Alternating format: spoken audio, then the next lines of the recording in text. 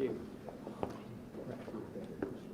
House Republicans have consistently fought to help those hardworking families that are struggling, whether they're trying to get back to work, trying to have their businesses reopened, or whether they're demanding that their kids be taught in the classroom. Those are the things that we've been fighting for, as well as to fight to get more vaccines in the arms of people. Unfortunately, that's not what we're going to be voting on this week. That's not what this $1.9 trillion liberal wish list giveaway bill does. And that's why we're strongly opposing it. And we're also pushing to expose just what is really in this bill. You know, back during Obamacare, Speaker Pelosi famously said, you've got to pass the bill to find out what's in it. You know, people are starting to find out what's in this bill. And they're also finding out what's not in this bill. They know that this bill does not dedicate real money to reopen schools. In fact, the press secretary for President Biden admitted that over the weekend, that the $130+ billion going to school doesn't even have to be used to safely reopen schools. Even the CBO pointed out more than 95% of that money won't even be spent this year. Parents don't want to wait another year to have their kids safely in the classroom. In fact, the science strongly says that schools need to be reopened, can safely be reopened, and points out the damage, long-term damage being done to our nation's children if they're not in the classroom. Estimates are that only about 40% of America's students are learning in the classroom every day. That means tens of millions of students are not getting the same educational opportunities. That's not something that's just going to last with them these next few weeks.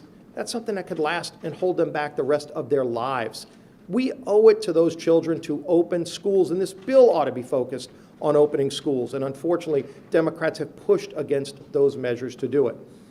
You know, we had amendments in committee to do things like ensure that we can reopen schools. Ensure that, by the way, we had an amendment to say let's go not to 100 million vaccinations in the first 100 days of Biden's presidency, but to go to 200 million vaccinations. Every Democrat voted against that amendment. How can you call it COVID relief when you oppose the measures to actually increase vaccinations against COVID?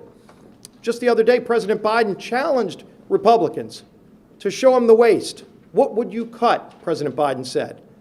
My response to President Biden would be, how much time do you have, Mr. President, to go through the litany of things in this bill that have nothing to do with COVID? Who said a subway to Silicon Valley has anything to do with COVID?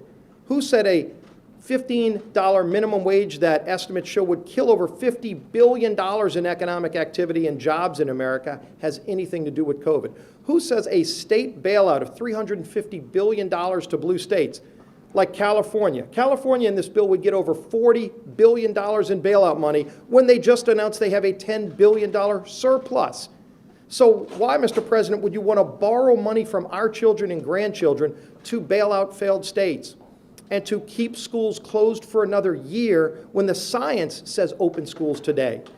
So my challenge to President Biden would be work with Republicans to actually help families who are struggling, to reopen small businesses, to get kids back in the classroom, not one day a week in 6 months, but today. The science says they can do it. The will is there. And by the way, there are tens of billions of dollars already passed in previous bipartisan bills to safely reopen schools. That's where the focus should be. Unfortunately, this bill falls far flat of those objectives, and that's why we strongly oppose it. Let's fight for those families. Let's help those kids get back in school, and let's defeat this virus working together. And with that, now I'll bring up our leader, Kevin McCarthy.